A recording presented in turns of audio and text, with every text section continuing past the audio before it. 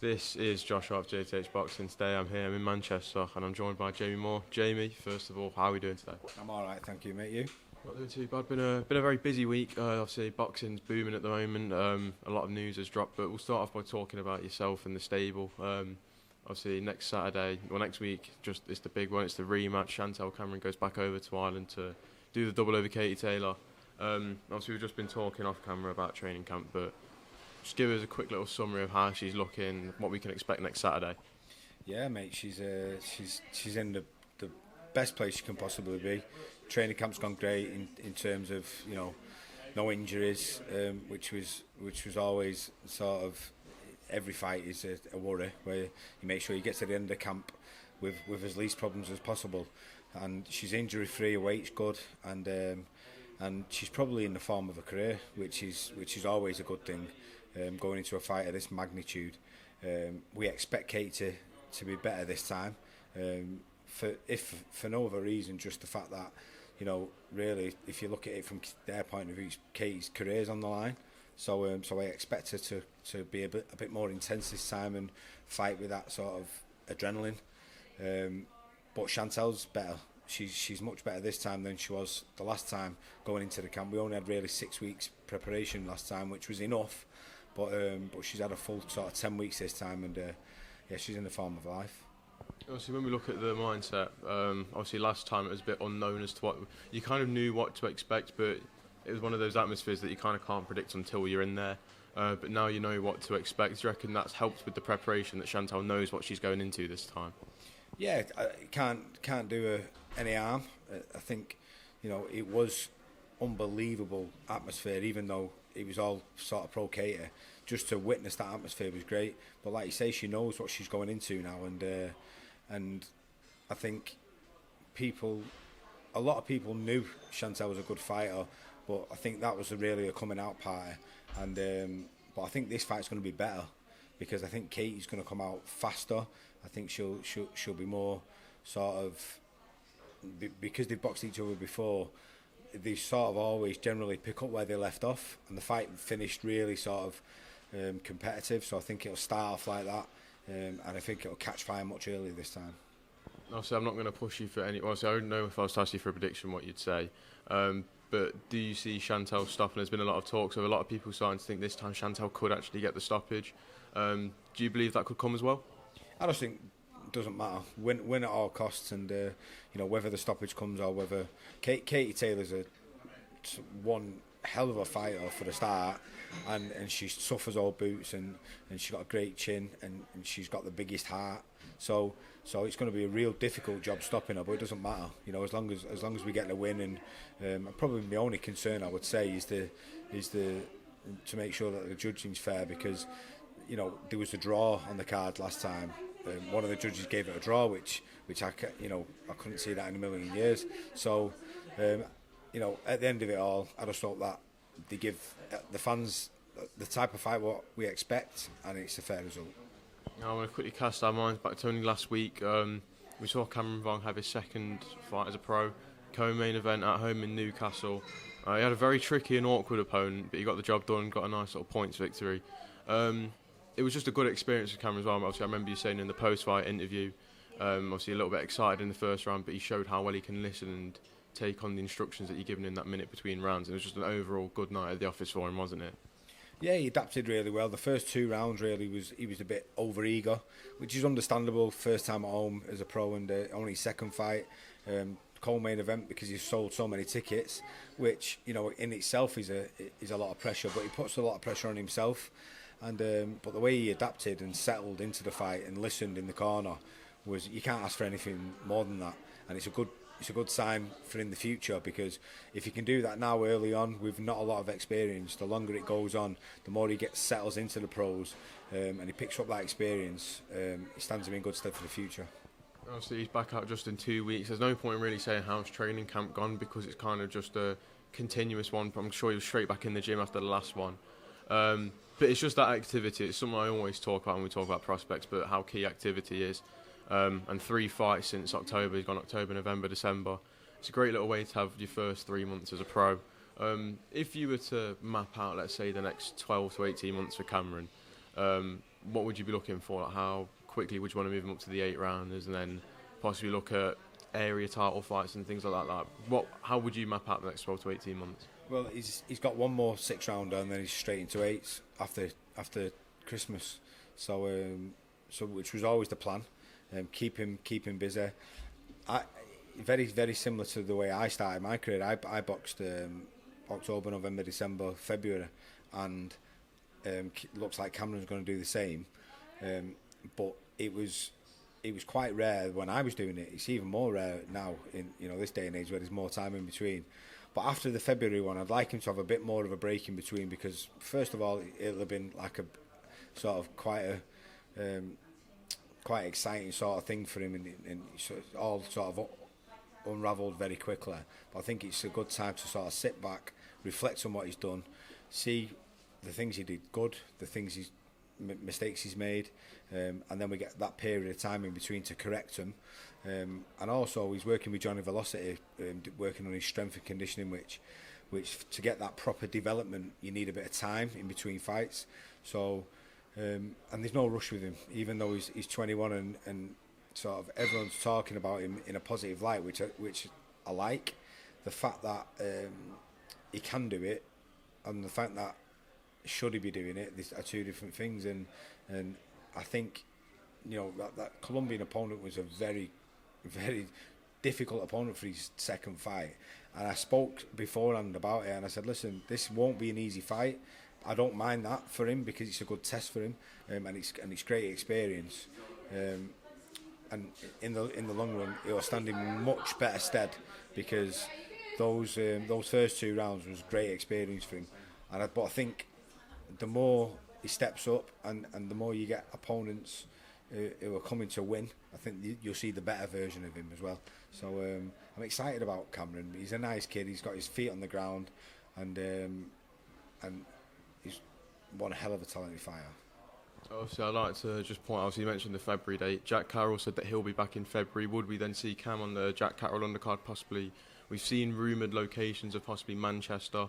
Would Cam be out on a Jack Carroll undercard then not next, but presumably?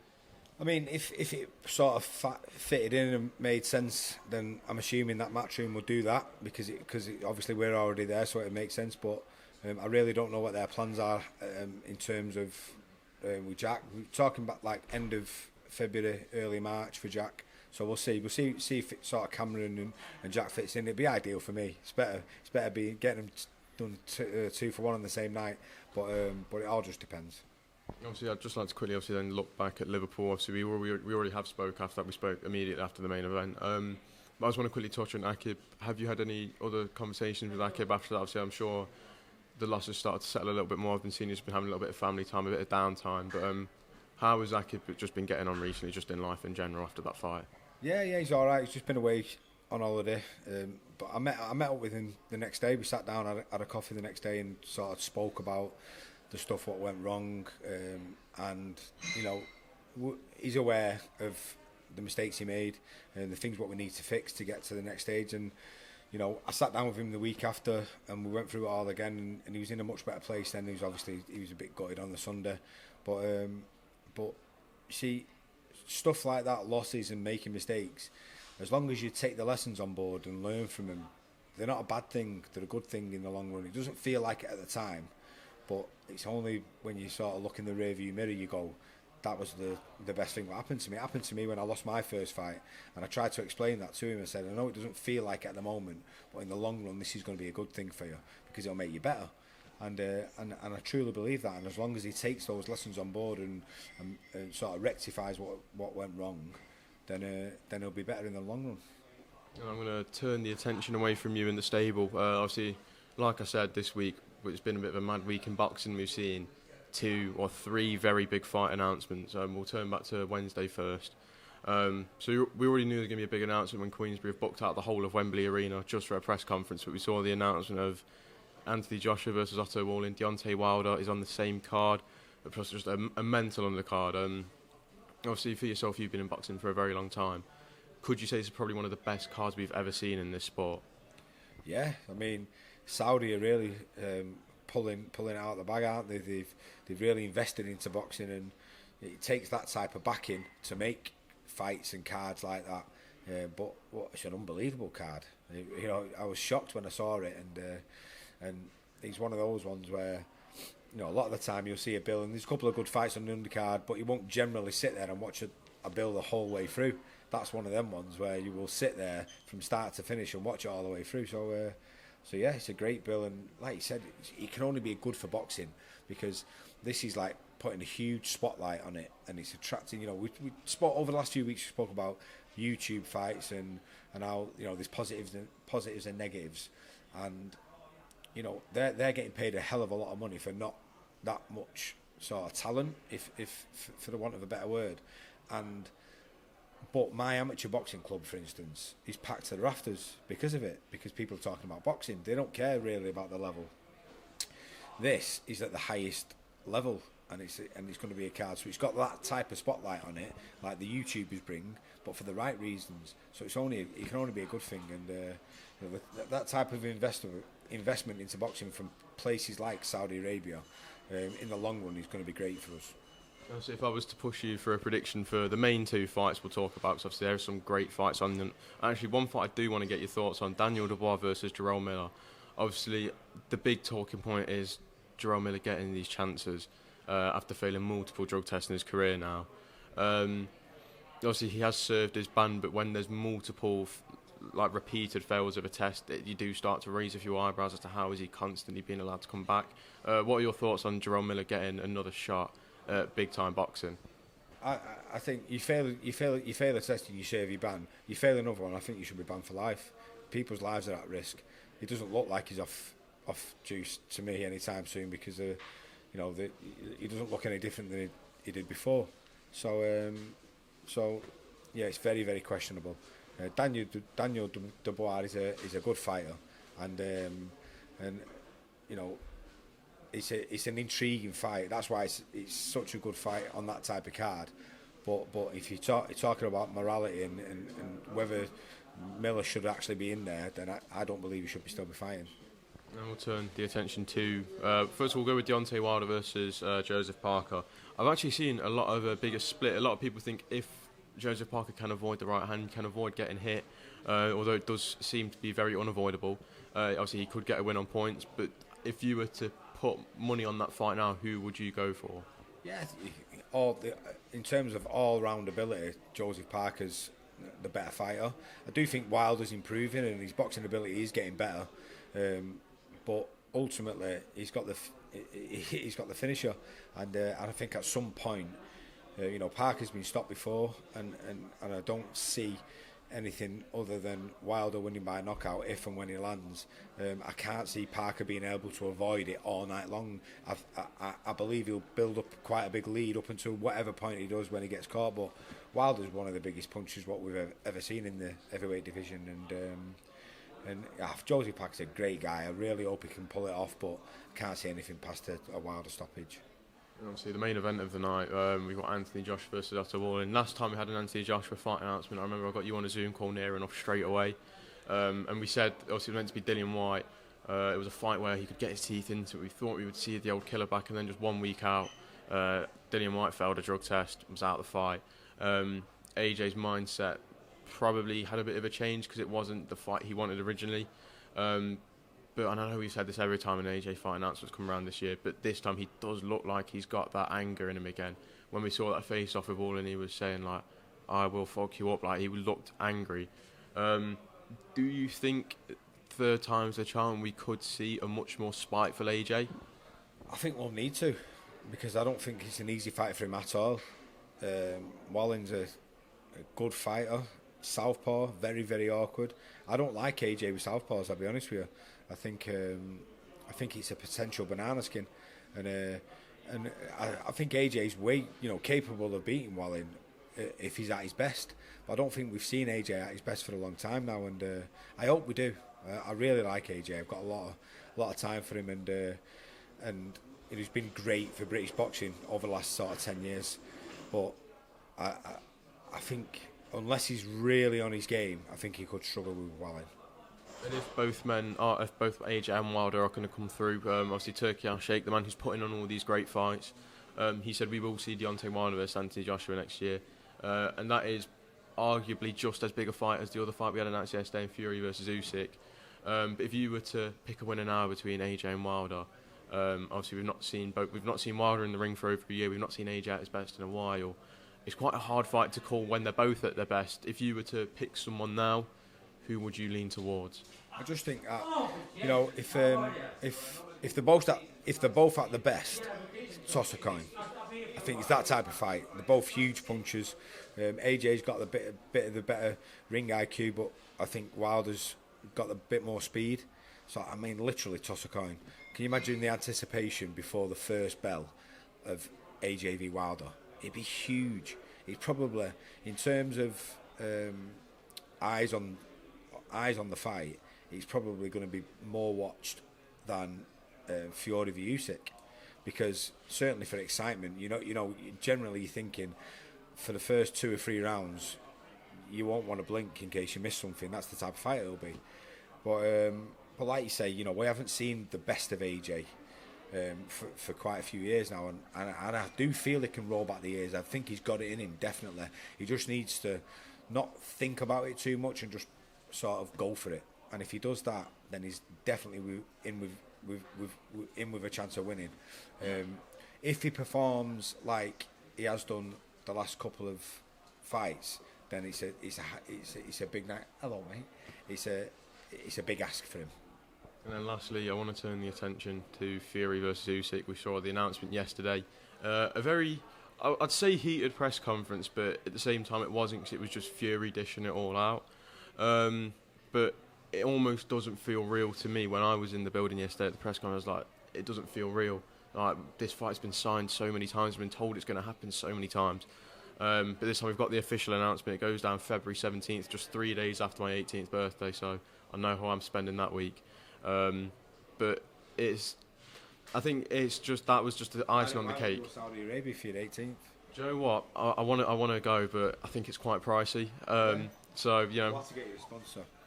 Do you know what? Let's get it out there now. Can somebody sponsor Josh for his channel to try and get him to the next level, and let's get him out to Saudi Arabia and get some good content. Hey, what about that? Do you know what? I like it. I've been asking to get out there already for Christmas, but apparently I actually found this out the other day. You actually cannot go to Saudi Arabia on your own unless you're 18. So I could drag Mum on a plane. 18 3 days before. 3 days before, yeah. So then technically you can go. Yeah, no, it could work. It could work. It very well could work. Out there on the day of your 18th birthday, we'll get you out there. No problem. Simple. Yeah. Simple.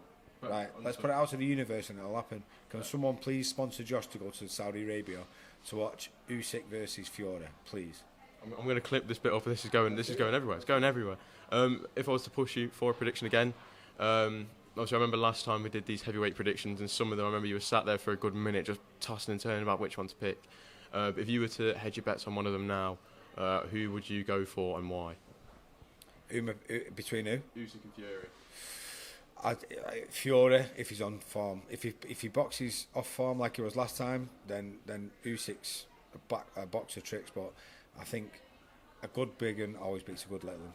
Do you know what? Actually, that's a very good point. I've never actually been able to get your thoughts on that one. Obviously, we did see Fury and Ngannou a couple of weeks ago. Obviously, most people around the world probably watched it. If you watched it, what did you think of Fury's performance? Obviously, originally after the fight, everyone was just saying Fury, didn't deserve to win. But when you watch it back, there was a lot of quiet rounds in the fight, and those quiet rounds, Fury did win.